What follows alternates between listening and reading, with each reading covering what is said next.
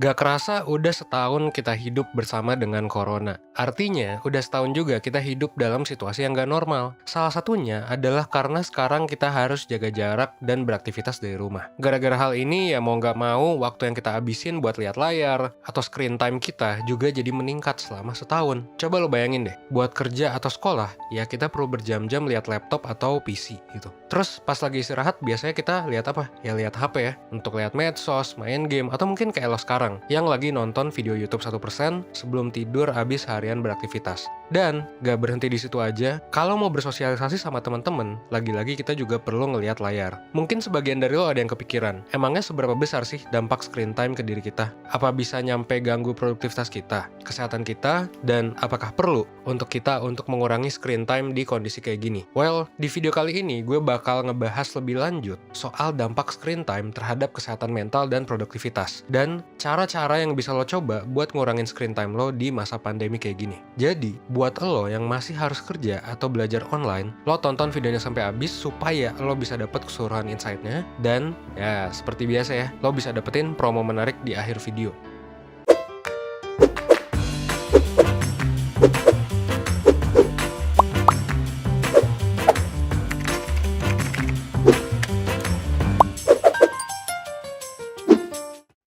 Sebenarnya di zaman sekarang, interaksi kita sama layar gadget itu memang nggak bisa dihindari.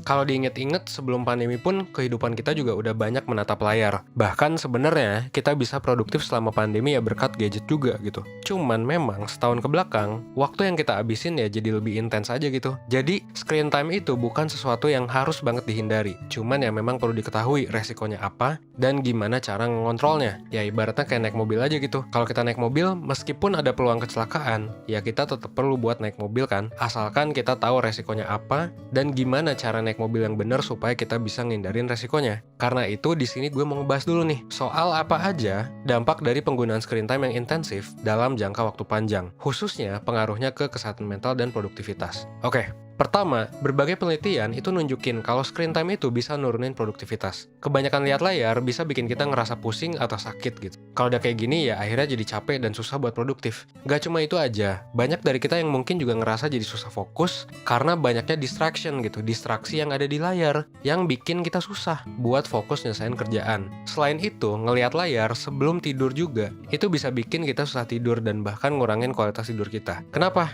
Ini terjadi karena pengaruh dari cahaya dan banyaknya informasi yang kita terima ketika kita lagi ngelihat layar. Akhirnya, kita jadi ngerasa capek dan susah buat fokus ketika kita kerja. Selain nurunin produktivitas, kebanyakan screen time juga bisa nurunin kesehatan psikologis kita dan bahkan memperburuk kondisi kesehatan mental kita di tengah pandemi ini. Kenapa? Ya salah satu alasannya berhubungan sama produktivitas tadi. Coba bayangin deh, kalau lo kurang tidur dan gak nyenyak tidurnya gara-gara kebanyakan lihat layar, ya pas bangun, akhirnya lo jadi ngerasa capek, ngantuk, dan susah fokus. Kerjaan-kerjaan lo pun jadi lama selesainya, atau bahkan jadi nggak selesai-selesai. Nah kalau udah gini ya kerjaan jadi makin numpuk kan, dan lo juga bisa jadi cemas dan stres. Padahal mungkin tanpa kerjaan numpuk pun mungkin lo udah sering ngerasa cemas dan stres ya, gara-gara pandemi, dan gara-gara mungkin masalah yang lo alami. Gak cuma itu aja, kekurangan tidur gara-gara screen time juga punya dampak ke kesehatan mental kita. Karena resiko buat mengalami kecemasan dan bikin kita kesulitan buat ngatur mood itu meningkat juga gitu. Jadi, kalau selama kerja atau sekolah online lo suka ngerasa jadi lebih gampang marah atau sedih, ya bukannya gak mungkin ini terjadi gara-gara screen time yang berlebihan. Nah, karena itulah, gak heran juga penelitian lain itu nemuin kalau peningkatan screen time itu bisa ningkatin resiko terjadinya gangguan kesehatan mental gitu. Karena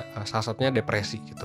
Nah terus gimana dong cara mengatasi masalah screen time ini? Well, hal pertama yang bisa lo lakuin adalah dengan sadar gitu berapa lama waktu yang lo habisin buat screen time, dan buat apa lo banyak ngabisin waktu depan layar. Ini bisa dilakuin dengan cara lo pakai aplikasi digital, kayak misalnya menu screen time di iOS atau digital well-being misalnya di Android gitu. Dengan lo sadar penggunaan screen time itu sebaiknya dilakukan seberapa sering gitu ya, dan kayak menyadari penggunaan screen time lo, itu akan bagus gitu. Karena seringkali kita nggak nyadar sama penggunaan screen time kita. Dan akhirnya kita lebih banyak natap layar buat ngelihat hal-hal yang mungkin sebenarnya nggak penting-penting banget gitu. Kalau udah nyadar, mungkin juga kita jadi bisa lebih ngontrol gitu kan screen time kita supaya memang dilakuin buat hal-hal yang penting aja. Nah, hal lain yang bisa lo coba buat lakuin adalah lo sadari tujuan utama lo pakai screen time itu ngapain, dan lo prioritasin buat itu. Misalnya nih, kalau tujuan utama lo nggunain screen time adalah kerja, ya lo prioritasin screen time lo buat itu dan hindari menggunakannya buat lihat-lihat yang lain. Untuk ngebantu lo ngelakuin hal ini, lo bisa coba nih buat nurunin distraksi di gadget lo. Misalnya dengan matiin notif dan lain sebagainya. Dan selain ngelakuin hal-hal tadi, lo juga bisa untuk coba bikin waktu sakral di mana nggak boleh nih, haram nih hukumnya buat lihat layar. Misalnya pas lagi makan, pas lagi pacaran gitu. Dan lo juga bisa jadwalin waktu istirahat tanpa layar, di mana di situ lo udah ngejadwalin kegiatan lain kayak misalnya masak atau berkebun misalnya gitu, atau apapun ya. Lo juga bisa coba terapin break pendek secara teratur kayak pakai teknik Pomodoro gitu ya. Misalnya istirahat sama 5 menit, 25 menit kerja gitu. Istirahat 10 menit, 20 menit kerja. Nah gitu ya, untuk Pomodoro teknik gitu. Yang terakhir coba deh untuk nggak terlalu keras sama diri lo dan maksain diri buat mengurangi screen time gitu. Santai aja, berprogres, karena memang realistis banget kalau screen time lo ya nambah di saat-saat kayak gini. Kalau lo nggak bisa ngurangin langsung juga, ya nggak apa-apa gitu, pelan-pelan aja. Wajar kok, karena situasi setahun ini memang lagi major life event. Dan kita memang nggak sempet diajarin kan harus apa di situasi kayak gini. Ya di sekolah kita nggak pernah diajarin tentang hal ini kan. Tentang mental health, tentang mungkin screen time dan lain sebagainya, meskipun itu penting. Tapi nggak apa-apa, karena ya 1% ada buat lo sebagai life school, ya karena itu gitu kan. Buat ngajarin berbagai macam hal penting dalam kehidupan yang belum diajarin di sekolah gitu. Makanya kita juga punya kurikulum, punya banyak konten gitu kan, ya karena buat ngajarin itu. Nah kalau misalnya lo udah nyoba ngurangin screen time nih, tapi masih susah buat produktif, gimana tuh gitu ya? Masih cemas, masih stres, masih overthinking gitu kan? Ya sebenarnya mungkin aja nih ada masalah lain yang perlu lo atasin gitu. Jadi jangan lupa untuk identifikasi masalah lo. Karena apa? Karena screen time memang cuma salah satu dari banyak faktor yang perlu lo perhatiin supaya lo bisa produktif dan tetap sehat mental di masa kayak gini gitu. Nah kalau lo pengen tahu lebih lanjut soal ngatasin masalah produktivitas, lo ngerasa males gitu ya, lo ngerasa nggak produktif, kalau saran gue, lo coba deh ikut webinar menjalani hidup produktif dan sehat mental yang bakal diadain oleh 1%. Webinar ini bakal dilaksanain di hari Sabtu 13 Maret gitu ya. Di webinar ini lo bakal dapat penjelasan dari gue, Evan, dan juga Kak Maida, psikolog 1%, di mana lo bakal belajar tentang produktivitas dan kesehatan mental dan juga cara menerapkannya dalam kehidupan sehari-hari. Lo juga bakal dibantu buat paham tentang diri lo dan masalah lo lewat psikotes, dan lo juga bakal dibantu buat mengembangkan diri lewat worksheet. Jadi nanti bakal ada analisis nih dari psikotes dan bakal ada tugas dari worksheet, oke? Gak cuma itu aja, lo juga bakal dapat kesempatan buat nanya ya ke gua, ke narasumber, dan juga ke psikolog soal masalah lo gitu ya. Dan lo juga bakal masuk ke grup chat Telegram, di mana nanti lo bakal ada 3 hari sesi Q&A sama mentor. Semua ini bisa lo dapetin dengan harga 150.000. Nah ya murah banget kan? Nah buat lo yang udah nonton sampai sini, sebenarnya ada diskon khusus juga yang bisa bikin harganya makin murah. Lo langsung aja masukin kode promo yang ada di layar kalau misalnya lo mau check out ketika lo daftar gitu. Dan kalau misalnya tertarik buat tahu lebih lanjut ya silakan daftar aja, klik link yang ada di description box atau klik 1%.net, oke?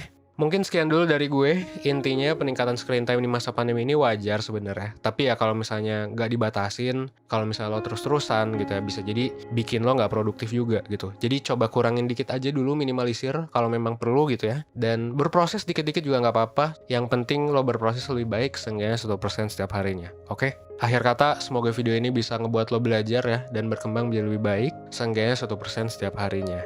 Oke, gue Evan dari 1%. Well, thanks. Dan gue tunggu lo di webinar 1%.